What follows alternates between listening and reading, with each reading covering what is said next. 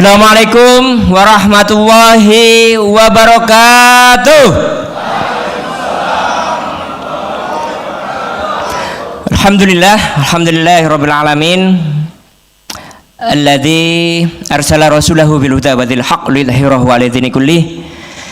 Wa kafa billahi syahida. Asyhadu an la ilaha illallah, asyhadu anna Muhammadan abduhu wa rasuluhu la nabiyya ba'dah. Qala ta'ala fi Qur'an karim, a'udzu billahi minasyaitonir rajim. Bismillahirrahmanirrahim. Innallaha yuhibbul ladzina yuqatiluna fi sabilihi shaffan ka'annahum bunyanun marsus. Wa qala aidan kuntum khairu ummah ukhrijat linnas ta'muruna bil ma'ruf wa tanhauna 'anil munkar wa tu'minuna billah. Shadaqallahu al-azim. Alhamdulillah, yang saya hormati Bapak Insinyur Fitrah Nur MSI dari Kementerian PKP yang mewakili Pak Menteri. Yang saya hormati Pak Ketum DPP ADPS Pak Arif Sungkar bersama para co-founder dan wakil ketua umum. Ada Pak Muhammad Sifik Jati Prastowo. Kemudian ada Ustadz Muhammad Maliki, ada Coach Rugi, alhamdulillah juga sudah hadir. Pak Sarif Hidayatullah, Pak Ariza Novisa, dan yang lain sebagainya, dan teman-teman semua dari para member DPS dan para undangan termasuk pendamping dan panitia. Alhamdulillah kita ucapkan syukur alhamdulillah atas nikmat Allah. Pada hari ini kita masih diberikan berjuta-juta kenikmatan oleh Allah hingga bisa bermuajahah, bertatap muka, ketemu kembali di Silaknas ke-9 di Tangerang, Banten ini. Salam dan sholawat semoga senantiasa tercurah limpahkan pada uswah kita baginda Rasulullah Shallallahu Alaihi Wasallam beserta para keluarga, sahabat dan para pengikutnya yang tetap istiqomah hingga akhir zaman, dan semoga saja kita diberikan keistiqomahan oleh Allah hingga maut menjemput kita dalam kondisi husnul khotimah. Amin.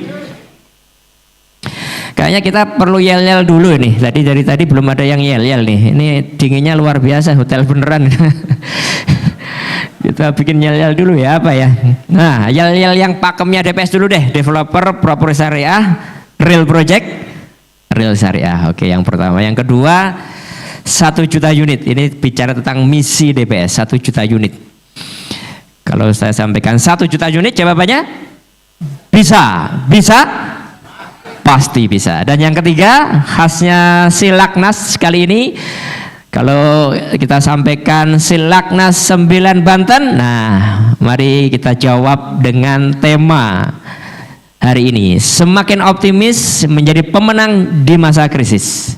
Siap? Developer properti syariah, real project, real syariah. Developer properti syariah, real project, real syariah. 1 juta unit. Pasti bisa. 1 juta unit. Bisa, pasti bisa. Silaknas 9 Banten menjadi pemenang di masa krisis. Alhamdulillah. Tepuk tangan.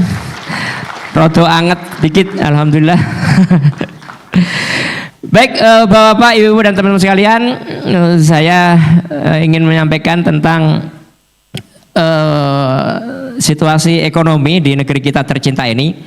Sebenarnya kemarin saya juga sampaikan juga data-data yang lengkap komplit dari kawan saya sekamar, sekos-kosan waktu di IPB, beliau kepala ekonomi makro di Indef.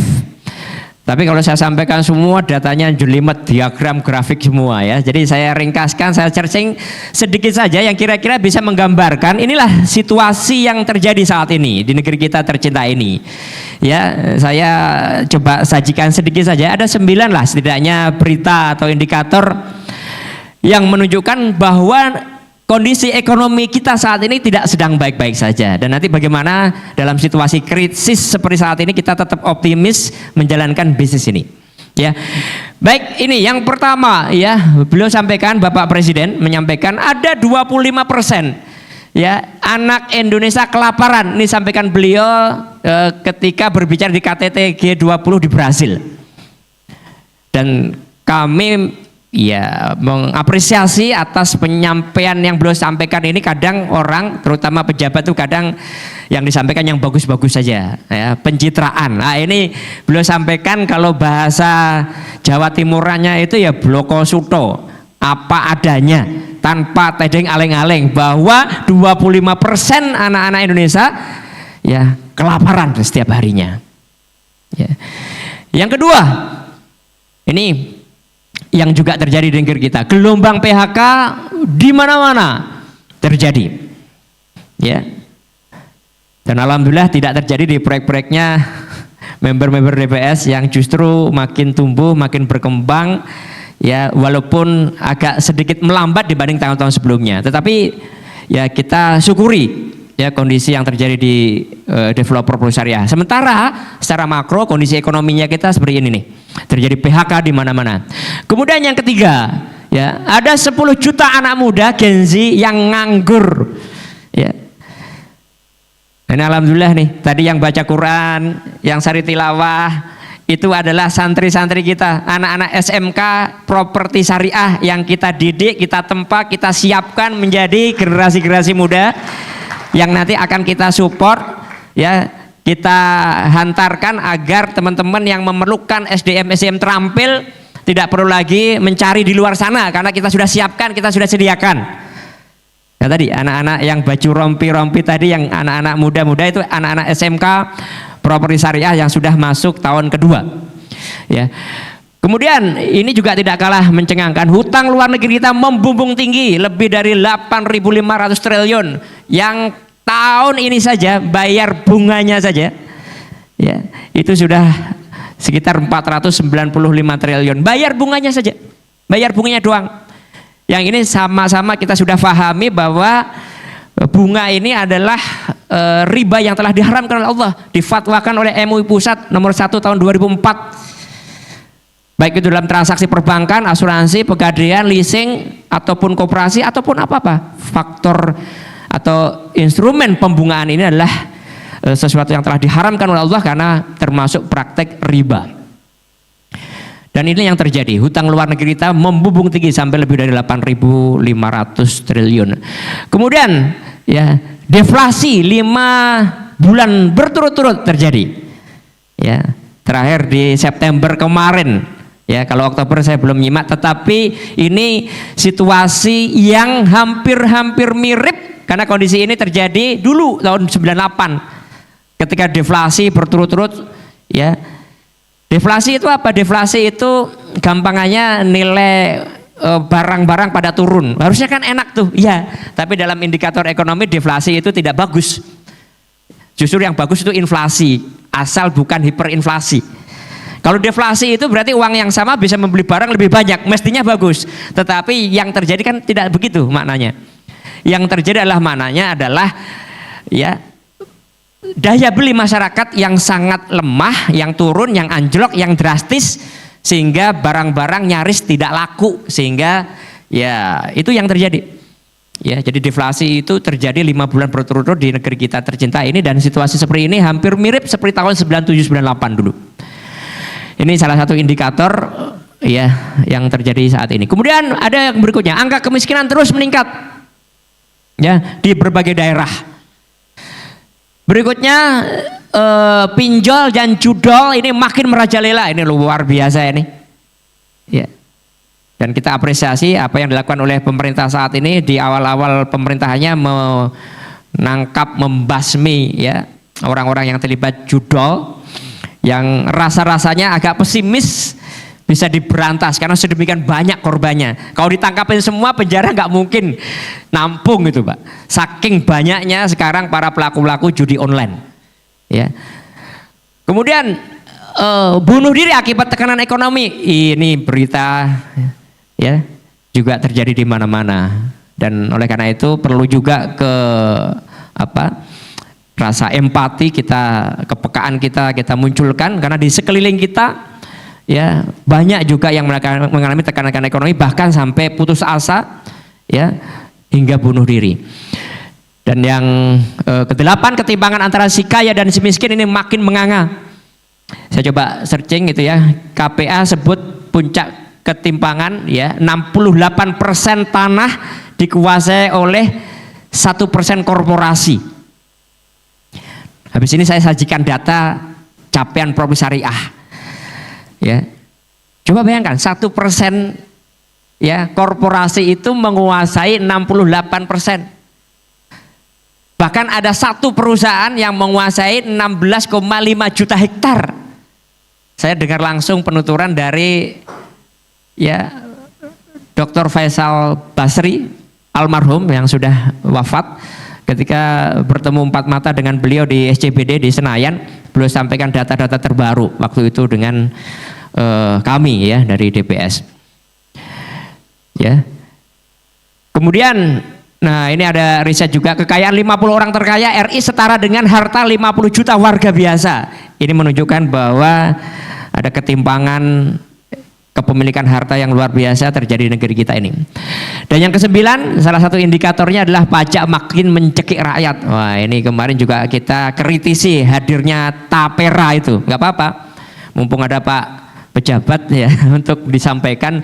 Tapera kita kritisi dan kita kritik itu ya, karena terlalu banyak pungutan-pungutan yang diberlakukan saat ini ya, yang itu justru membebani ya rakyat. Kita ingin memberikan solusi juga, dan kita punya gagasan, kita punya konsep, dan sering kita sampaikan. Para tokoh-tokoh politik, tokoh-tokoh ekonom itu juga sebenarnya tahu sebenarnya Indonesia ini kaya raya dengan SDM, sumber daya alam yang berlimpah ruah. Ya. Profesor Mahfud MD sebenarnya kita juga undang pada kesempatan hari ini, tapi beliau berhalangan karena sedang di Yogyakarta. Beliau menyampaikan satu data yang ini beliau kutip dari Pak Abraham Samad, mantan ketua KPK, bahwa kalau korupsi di sektor pertambangan dihilangkan, itu satu orang warga negara kita mendapatkan 20 juta per bulan rutin setiap orangnya. Itu kalau korupsinya yang dihilangkan. Bagaimana kalau tambangnya pun dikelola dengan prinsip-prinsip syariah? Karena baginda Rasulullah SAW bersabda, ya, al muslimuna suruka'u fi thalas, al kala wal ma wan nar. Sesungguhnya manusia itu berserikat dalam 3 urusan, ya, kepemilikan bersama. Yang pertama adalah wal kala itu adalah padang gembalaan, padang rumput, hutan lindung. Wal ma ini air, samudra, air, ya, danau, air sungai, ya. Dan yang ketiga adalah wanar. Wanar itu api dalam makna harfiahnya. Berarti apa? Sumber-sumber energi, bahan-bahan tambang, nikel, emas, tembaga, timah, batu bara, dan seterusnya. Dalam riwayat lain dikatakan wasamanuhu haram, harganya haram. Ya, inilah yang membedakan konsepsi Islam, konsepsi syariah dengan konsep ekonomi kapitalis yang banyak dipelajari di kampus-kampus saat ini. Ada juga yang diajarkan tetapi dengan pengajaran yang lebih sedikit, dan ini adalah antitesa dari ekonomi kapitalis, yakni ekonomi sosialis komunis. Yang jarang difahami bahwa ya dalam ekonomi kapitalis maupun ekonomi sosialis mereka hanya membagi kepemilikan dalam 2 kepemilikan, yang namanya milkiyatul fardiyah, kepemilikan individu, dan milkiyatul daulah, milik negara. Sementara ada satu konsepsi yang tidak pernah mereka singgung karena nggak ada dalam konsepsi gagasan sistem ekonominya, yakni apa? Milkiyatul ammah, kepemilikan umum. Dan kepemilikan umum itu adalah ya satu dari 3 pilar dalam sistem ekonomi Islam. Ya. Kalau sektor pertambangan saja korupsinya dihilangkan, rakyat Indonesia mendapatkan 20 juta per orang per bulan, bagaimana kalau tambangnya itu dikelola oleh negara dan diberikan seluas-luasnya untuk kemakmuran rakyat Indonesia? Bukan hanya 20 juta, saya yakin. Ya, saya tadi hubungi abang saya, senior saya di kampus, Bang Said Didu, kebetulan tinggal di Tangerang ini, cuman beliau lagi sibuk kayaknya nggak ngangkat telepon. Nah, beliau juga sampaikan andekan ini ada 3 ini aja. Beliau katakan batu bara itu bisa menyumbang 3.000 triliun, kemudian ya sawit itu 1.500 triliun, kemudian beliau katakan lagi apa, nikel 1.000 triliun, itu udah 5.500 triliun itu dari 3 komoditas saja. Padahal masih ada emas, tembaga, timah, dan seterusnya. nggak kebayang betapa kaya rayanya kita ini kalau menganut konsep-konsep kepemilikan umum yang dikelola negara. Negara tidak boleh mengambil untung dalam prinsip ekonomi Islam. Negara hanya mengelola, dikembalikan ke semuanya kepada rakyat. Kenapa? Karena inilah milkiyatul ammah. Luar biasa itu, kalau hanya sekedar makan siang gratis dan bergizi, enteng itu Pak. Receh itu sebenarnya kalau memakai pendekatan konsep ekonomi Islam. Ya. Nah, Bapak-bapak, Ibu-ibu dan saudara-saudara sekalian, ini kondisi yang sedang terjadi ya. Kalau terkait dengan pajak, 82% pendapatan negara kita dari sektor pajak. Terus bagaimana konsep ekonomi Islam? Apakah mungkin kita bisa berdikari, berdaulat, mandiri, menghidupi warga negara kita ini semua tanpa ada pajak? Bisa. Dengan cara apa? Sistem ekonomi Islam dipraktekkan, diterapkan. Dan dalam konstruksi yang lebih mikro, nah bisnis-bisnis syariah inilah yang akan menjadi role model bagaimana ya Islam itu diterapkan dalam konsep ekonomi. Maka kawan-kawan yang ada di sini, para member DPS ini, ya kalian semua, antum semua ini adalah para duta-duta ekonomi Islam, duta-duta ekonom syariah. Maka kalau menjalankan proyek, pastikan proyeknya benar, profesional, ya, sehingga ya makin lama makin ya syariah itu makin bagus tentunya. Baik, ini sudah masuk ini Abang Sandi. Boleh ya kalau mau disambung sekalian dengan Pak Sandi Uno. Nah ini relevansinya ini perlu saya hantarkan sedikit ini. Beliau ini sempat membuka acara di Silaknas ke-7 di Batu, Malang. Ke-6 ya? Ke-6 di Batu, Malang. Karena dari 14 varian di proyek-proyek properti syariah ini, ada satu varian yang itu tren mulai tahun 2018. Nanti saya sajikan datanya. Yakni apa? Kawasan-kawasan wisata. Ya, tercatat sampai hari ini kurang lebih ada 15 kawasan wisata yang dikembangkan oleh para member developer pro syariah. Dan rata-rata luasannya luar biasa, bisa puluhan hektar, bahkan ada yang ratusan hektar. Nah, beliau waktu menjadi Menteri Pariwisata dan Ekonomi Kreatif, ya alhamdulillah ya bersinggungan erat dengan developer pro syariah, khususnya di varian pariwisata. Baik, Bapak, Ibu dan saudara sekalian, para member DPS yang saya hormati, saya muliakan, saya lanjutkan sebelum nanti kita break sholat asar. Kita sampai mana tadi? Setelah kita paparkan kondisi ekonomi saat ini, ada 9 lah setidaknya indikator lah ya. Yang sederhananya kalau ditampilkan grafik dan datanya memang sangat komplit sekali, tapi setidaknya cukup untuk melihat bahwa kondisi ekonomi saat ini ada tantangan yang luar biasa. Sementara itu, nah saya ingin bicara internal kita ini, ya teman-teman. Sementara itu pertumbuhan proyek properti syariah makin meningkat. Ini alhamdulillah.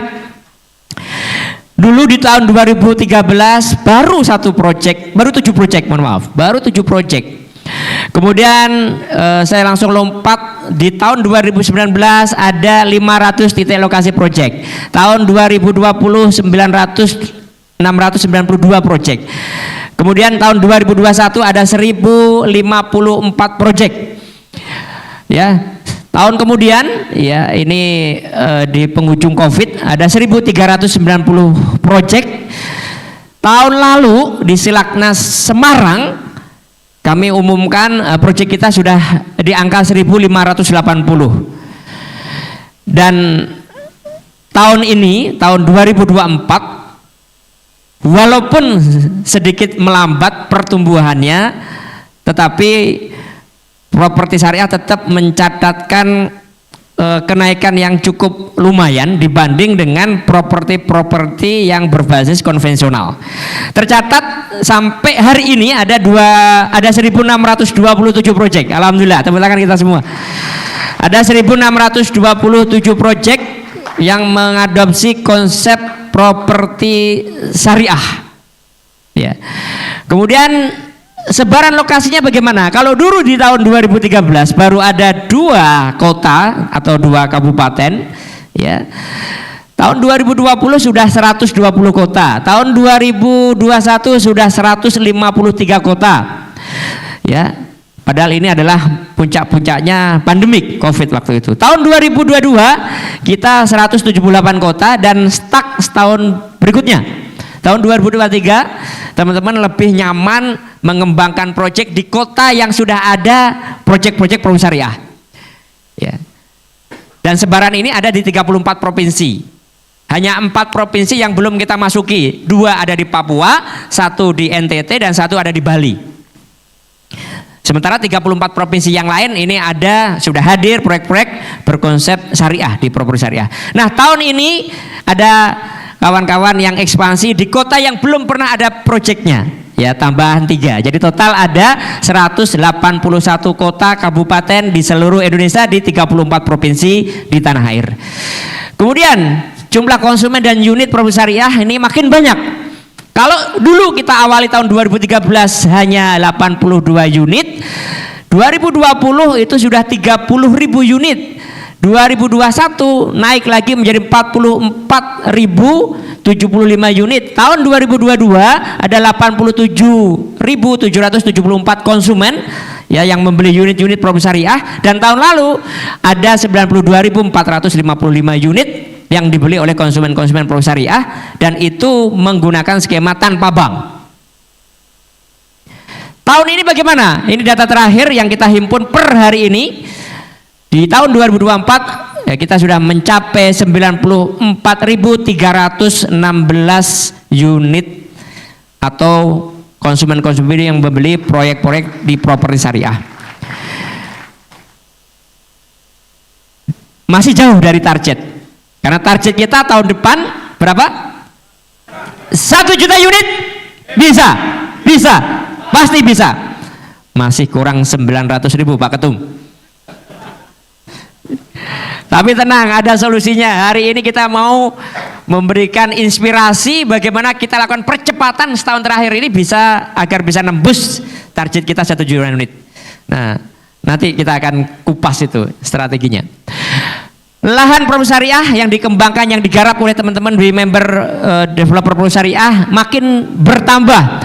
Dulu ya hanya kurang lebih 1 hektar di tahun 2013 ketika kita mulai. Ya, 7 tahun kemudian sudah 950 hektar, tahun 2021 sudah 1180 hektar, tahun 2022 sudah 1420 hektar, tahun 2023 sudah 2614 hektar, dan tahun ini di penghujung 2024 ada 2642 hektar. Alhamdulillah ada pertambahan proyek-proyek baru ya seluas sekian puluh hektar tambahannya. Kemudian data berikutnya, jumlah pekerja di proyek Perum Syariah yang bekerja di proyek-proyek kita. Kalau dulu ketika kita awali 2013 kurang lebih hanya ada 90 pekerja. Ya. Tahun 2020 sudah ada kurang lebih 15.000 orang pekerja. 2021 ada 21.000, 2022 ada 25.000, tahun lalu ada 28.000, dan sekarang nambah juga sedikit 28.200 pekerja yang bekerja di industri proyek-proyek properti syariah. Dan alhamdulillah kayaknya belum ada dan tidak ada yang di PHK karena proyeknya makin bertambah ya, sehingga para pekerjanya pun makin bertambah. Baik, perputaran uang di developer syariah kalau dulu ketika kita awali masih di angka 4M ya, saya langsung lompat 2020 sudah mencapai 60M per bulan. Kemudian 2021 sudah 100M, 2022 sudah 125M, sempat turun tahun lalu ya. Ini nanti teman-teman yang paham membaca data, ini ada tren masuk 2023 sudah mulai surut. Demikian juga penjualan. Betul atau betul? Teman-teman rasakan ya, tahun 2023 penjualan mulai seret, mulai melambat.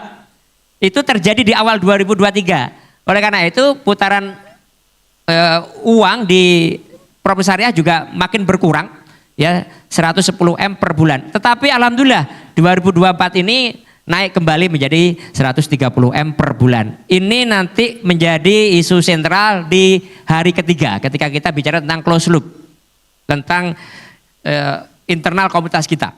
Karena kita punya potensi putaran uang 130M per bulan. ya transaksi kita. Baik, market size properti syariah makin berlipat ganda. Kalau dulu 2013 baru 44 M, ya 2020 sudah mencapai 8,5 triliun. Kemudian 2021 sudah mencapai 19,475 triliun. 2022 sudah mencapai 24,66 triliun, 2023 sudah mencapai 28,6 triliun, dan alhamdulillah di tahun 2024 ini sudah tembus 30,9 triliun rupiah. Alhamdulillah, tepuk tangan untuk Anda semua. Apakah besar ataukah kecil tergantung dengan pembandingnya. Kalau kita bandingkan dengan isi kantong, isi dompet kita, ya gede Pak, 30 triliun. Tapi kalau kita bandingkan dengan capaian yang dilakukan oleh developer-developer konvensional, apa yang dilakukan oleh developer properti syariah ini masih seujung kukunya. Kurang lebih hanya 1% saja kita menikmati kue nasional di industri properti di tanah air. Oleh karena itu bukan tanpa maksud teman-teman Silaknas kita adakan di sini. Kenapa? Biar kawan-kawan member DPS ini bisa melihat kita ada di satu tempat yang ini adalah karya dari developer konvensional. Luasnya berapa di sini? 1.500 hektar di sini. Kalau melipir ke sebelah lagi itu ada 6.000 hektar juga. Ya, di BSD City itu 6.000 hektar itu. Di Gading Serpong ini ya 1.500 hektar. Sementara proyek-proyek kita member DPS yang paling luas ya itu ada yang 160 hektar.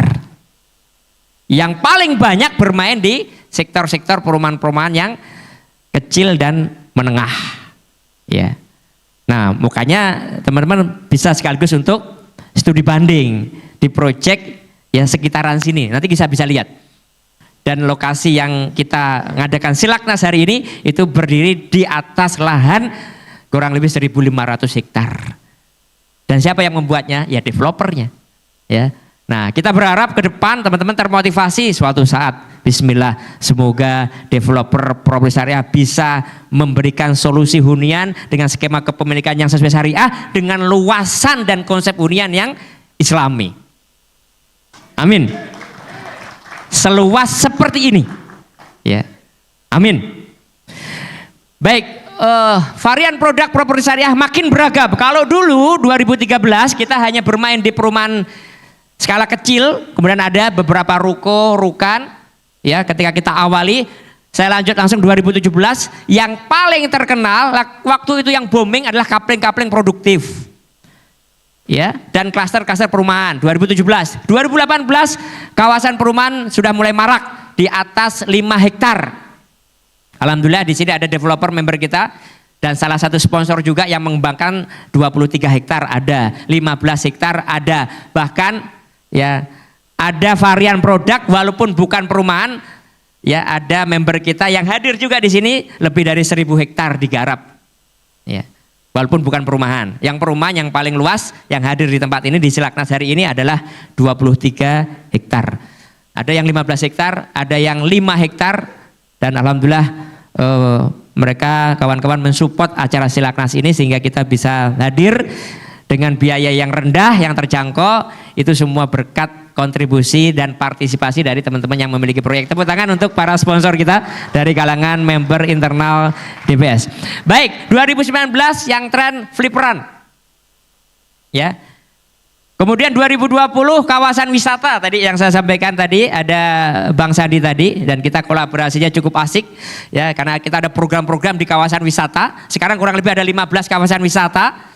Ada yang 53 hektar, ada yang 10 hektar, ada yang 23 hektar, ada yang 5 hektar, banyak variannya, dan kurang lebih ada 15 ya kawasan-kawasan wisata miliknya member DPS. Dan trennya dimulai tahun 2020.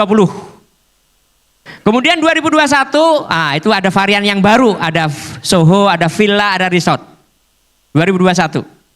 2002 ada Rukos, ini yang mulai menjadi tren baru yang dikembangkan oleh para member DPS dan laris manis ya, padahal dalam situasi yang belum pulih dari pandemik. 2023 sudah cukup banyak teman-teman yang membangun hotel, aparkos, dan ini luar biasa ini perkembangannya. Oleh karena itu nanti akan kita mintakan nih kawan-kawan untuk berbagi. Ada 5 suplemen bisnis properti yang kita hadirkan dari teman-teman yang sudah bermain di segmen ini. Yang pertama Rukos, kemudian ada hotel, ya, kemudian ada Aparkos juga yang nanti kita kasih panggung untuk hadir. Dan 2024 ini ada solusi percepatan agar kita bisa mencapai ultimate objektif yang sudah kita tetapkan bersama beberapa tahun lalu, yakni 1 juta unit properti syariah. Dengan apa? Dengan 3 varian ini. Pemakaman muslim. Kaplingnya cuma 1 kali 2. 1 hektar jadi banyak Pak. Kalau jadi rumah mohon maaf Pak. jadi 70-80 unit. Kalau jadi kapling makam ini bisa ribuan. Dan sekarang sudah ada 10 proyek-proyek pemakaman muslim milik member DPS. Tepuk tangan.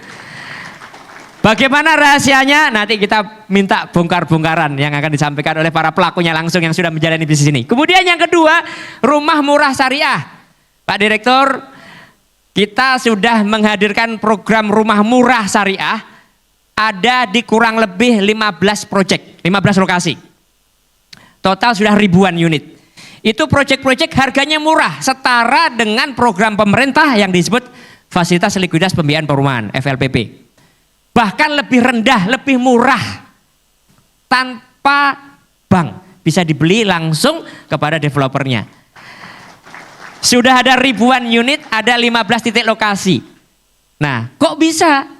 Bahkan waktu pelantikan Pak Menteri, ya member kita menyampaikan, Pak Menteri kita bisa punya rumah murah seharga 80 juta rupiah.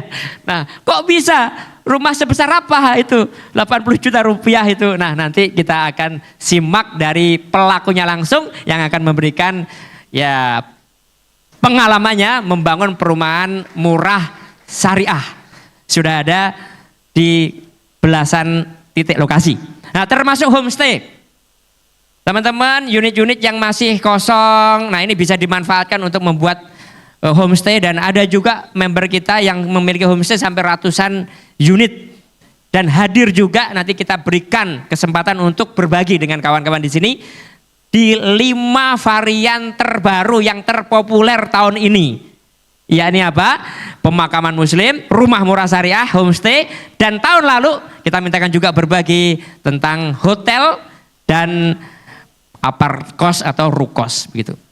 Nah, oleh karena itu ini member DPS juga semakin banyak, DPS makin optimis menjadi pemenang di saat krisis. Kalau 2013 kita masih 3 orang saja, hormat saya untuk co-founder saya Ustadz Muhammad Maliki, ya, yang membersamai saya sejak 2013. Di belakang ada Pak Muhammad Sifik, co-founder yang menangani bagian barat. Yang kami bertiga tahun 2013 dengan bersusah payah, alhamdulillah bisa memulai bisnis ini dengan sangat baik. Kalau dulu 3 orang, 2014 ada 98 orang tim kita, pasukan kita, member-member DPS. Saya langsung lompat biar nggak panjang. 2020 ini sudah mencapai 2000 orang, 2021 sudah ada 2.500 orang, 2022 ada 2.900 orang member DPS. Tahun lalu kita data di akhir tahun ada 3.000 orang, dan tahun ini sampai akhir November 2024 member DPS sudah mencapai 3.205 orang. Ya. Dan alhamdulillah sebagian hadir di tempat ini untuk bersama-sama mengikuti silaturahmi akbar nasional developer properti syariah. Silaknas 9 Banten tetap menjadi di saat wah nyontek ini ya. Baik, terakhir. Nah, karena kita Silaknas 9, saya akan mereview sedikit. Ilmu 9 ini banyak sekali tuh. Dalam ingatan saya mungkin ada 50 materi yang kita awali dengan angka 9 itu. Ya, ini bukan feng shui, bukan mantra-mantra khusus atau jambi-jambi khusus, enggak. Ini biar gampang diingat saja. Ya. Ya, ada 9. Nah, kita sudah pernah dapatkan materi 9 jebakan keharaman dalam transaksi properti konvensional. Ada riba di situ, ada bunga di situ, ada denda finansial di situ. Ada asuransi di situ, ya, ada akad ganda, akad-akad batil yang bermasalah, ada penalti dan seterusnya.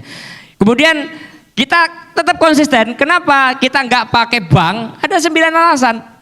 Kenapa kita tidak pakai bank? Ya, mulai dari alasan yang sifatnya ya bisnis, ekonomis, lebih humanis, sampai alasan yang sifatnya ideologis. Ya. Nah, kemudian pernah kita sampaikan, kenapa kita mengusung tanpa riba? Ya, karena ada 9 bahaya riba. Dan tadi hutang luar negeri kita aja kita bayar bunga hutangnya 495 triliun tahun ini. Nggak tahu nanti tercapai enggak, tapi kurang lebihnya sudah tahun lalu tercapai 100% itu disampaikan oleh Menteri Keuangan. Waktu itu 441 triliun bayar bunganya doang. Tahun ini dalam APBN dianggarkan 495 triliun atau 97 triliun gitu. 495 atau 497. Dan padahal bunga adalah sesuatu yang telah diharamkan oleh Allah dan itu ada dalam Al-Qur'an. Yang paling ngeri apa? Silakan buka Al-Baqarah 275. Pelaku riba yang mengulangi transaksi riba tempatnya adalah di neraka, hum fiha khalidun, mereka kekal di dalamnya selama-lamanya. Coba bayangkan. Ya. Dan ini teman-teman sudah hafal ada 9 bahaya riba. Kemudian kita juga mengusung tanpa asuransi. Emang kenapa ada asuransi? Ada 9 itu. Ketidakbolehannya asuransi. Ada maisir, ada judi di sana, ada riba fadl di sana. Ya, ada akad-akad yang bermasalah di sana. Ya. Kemudian berikutnya, kenapa Produk Syariah tumbuh kuat? Nah, ini kita sampaikan waktu Silaknas Malang. Karena ada value, kita punya value 7 tanpa. Kita tidak punya hutang di bank, piutang banyak Pak, direktur kita ini. Punya piutang banyak Pak, tapi hutang insya Allah tidak punya. Apalagi hutang di bank. Jadi teman-teman kalau andekan pandemik masih berlanjut pun kayaknya member-member DPS ini yang paling nyaman, nggak merasa terganggu. Kenapa? Nggak punya hutang, nggak perlu restrukturisasi, nggak perlu relaksasi dari pemerintah seperti yang disampaikan oleh Pak Presiden waktu itu kan. Yang ada adalah kita punya piutang banyak. Nah, kemudian ada fundamental bisnis kita kuat, marketing kita, marketing edukasi berbasis dakwah. Pasar loyalis itu besar 30,3%, pasar modernis juga besar 56%, ekosistem bisnis syariah kita kokoh, bisnis kita independen, tidak tergantung bantuan dari pihak manapun termasuk dari program-program pemerintah. Mohon maaf Pak, FLPP kita pun nggak dapat bagian karena belum ngeklik. Makanya besok nanti ada forumnya ini. Ya, Pak Ketum nanti akan menyampaikan bagaimana ya konsep Produk Syariah ini bisa bersinergi, berkolaborasi dengan program pemerintah. Ya, kalau kita berharap nanti subsidinya bukan subsidi bunga Pak, subsidi angsuran. Nah gitu tuh. Jadi semoga nanti masukan-masukan kita bisa didengar karena kita yakin kita bisa memberikan kontribusi positif terkait dengan target pemerintah 3 juta rumah dalam 1 tahun. Kemudian tren hijrah dan back to syariah dan teknik kuncian 9 aspek, ini 9 aspek yang kita pelajari di Produk Syariah. Ya, mulai best practice, muamalah kafah, akuisisi lahan yang terarah dan seterusnya. Kemudian ini bagaimana cara memulainya? Ini pun teman-teman sudah jalankan, sudah lakukan, ya. Mulai dari mindset owner dan ilmu yang cukup, ya, studi kelayakan yang tajam, akuisisi lahan yang hodil dan seterusnya. Kemudian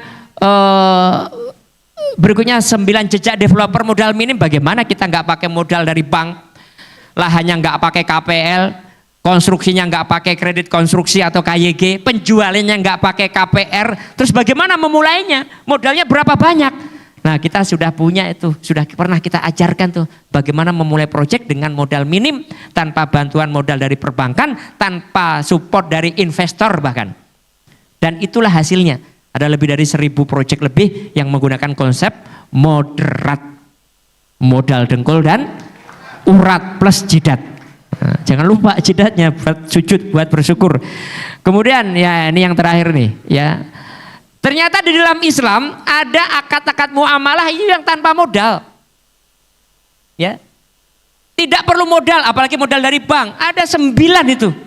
Ada akad yang namanya samsaroh, ada namanya bai'us salam, ada namanya bai'ul istisna, bai'ul murabahah, bai' bidan wa taksid, ada syirkah mudharabah 1, syirkah mudharabah 2, syirkah abdan, syirkah wujuh.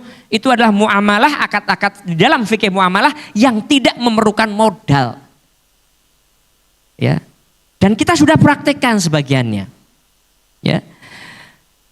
Kemudian ada 9 mitra di bisnis ini, ya.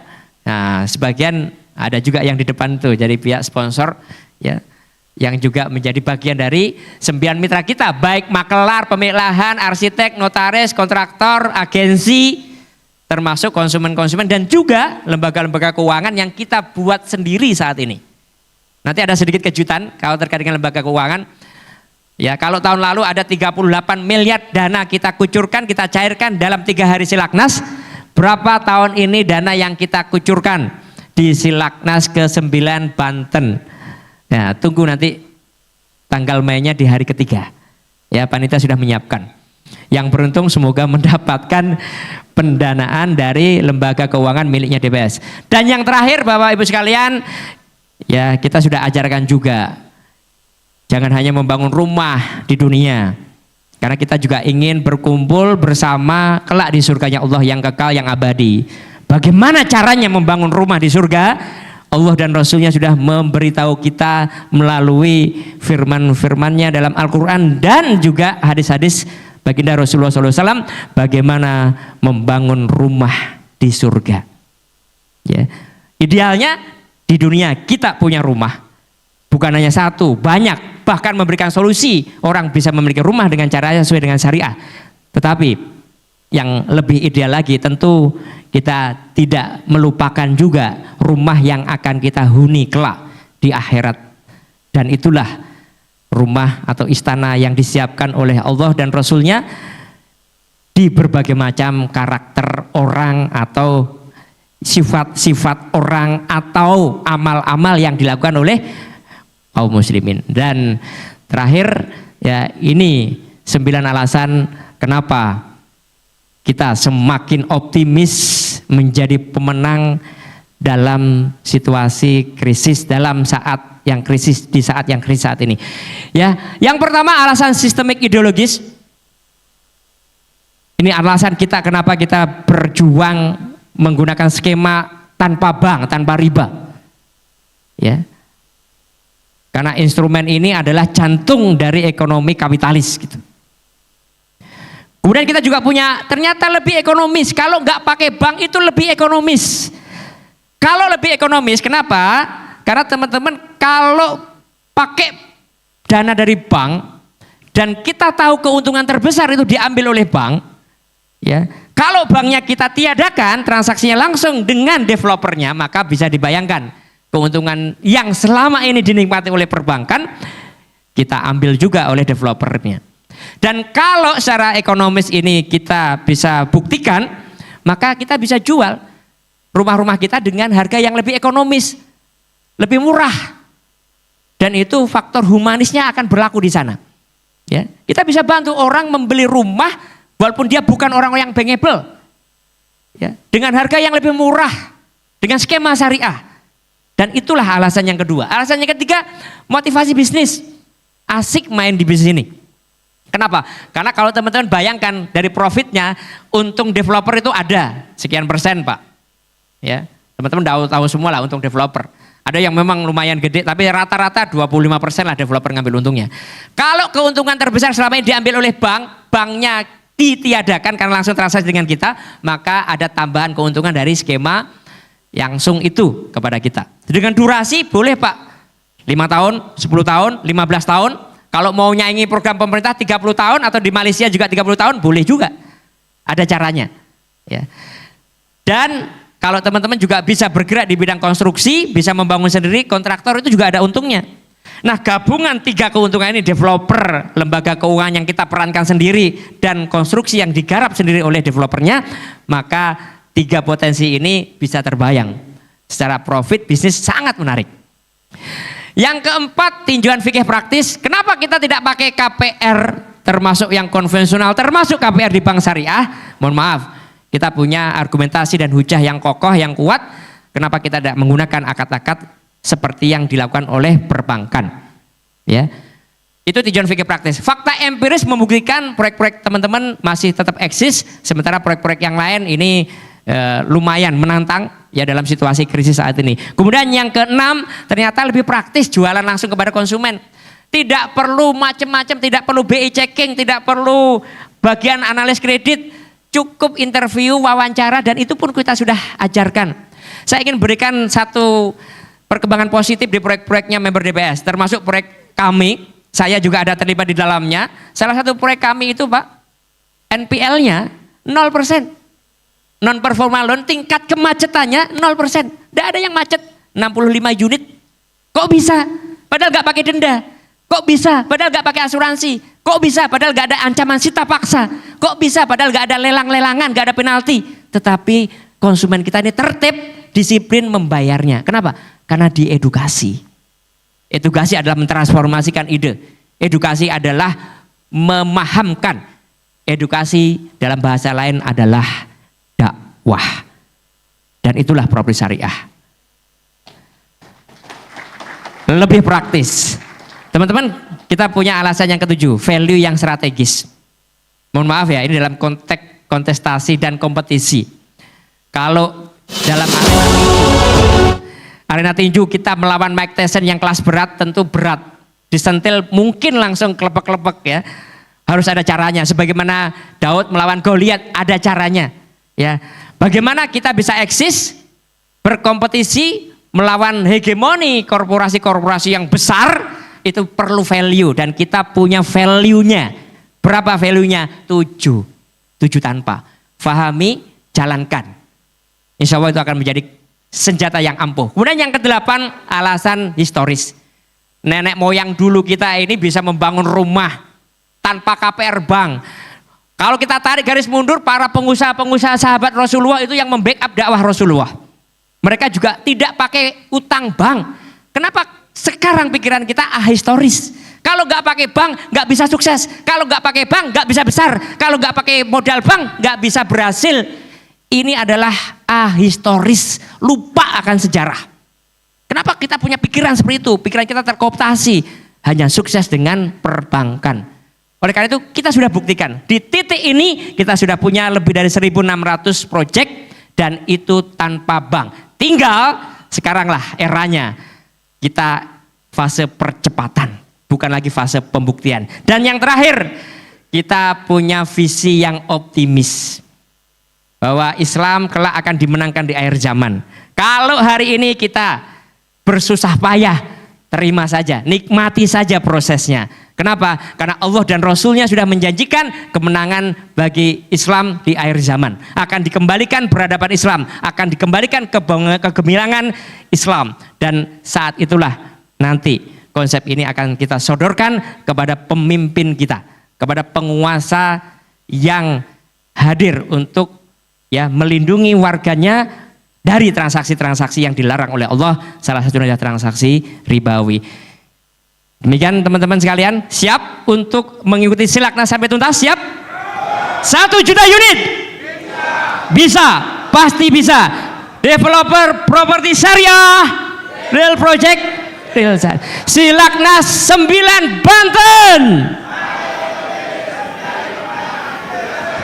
Takbir. Sekali lagi takbir. Terima kasih. Assalamualaikum warahmatullahi wabarakatuh.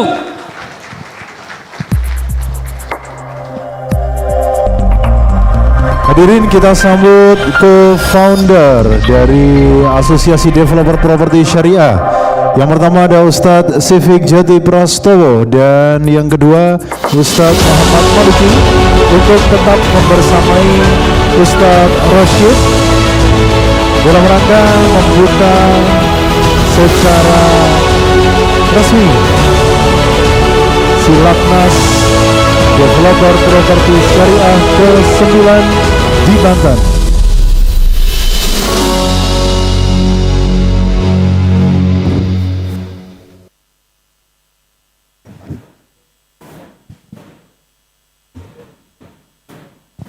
Yang saya hormati Pak Fitrah Nur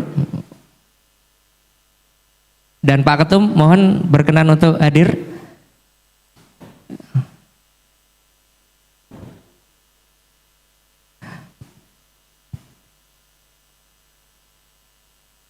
Nah, ini eranya kolaborasi dan sinergi, Pak.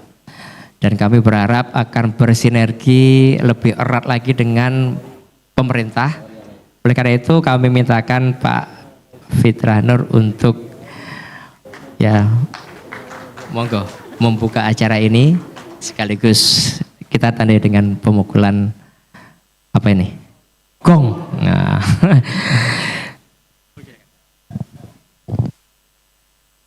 Dengan mengucapkan Bismillahirrahmanirrahim, atas izin Bapak Ibu sekalian, izinkan saya memukul gong untuk membuka acara Silaknas yang ke-9. Bismillahirrahmanirrahim.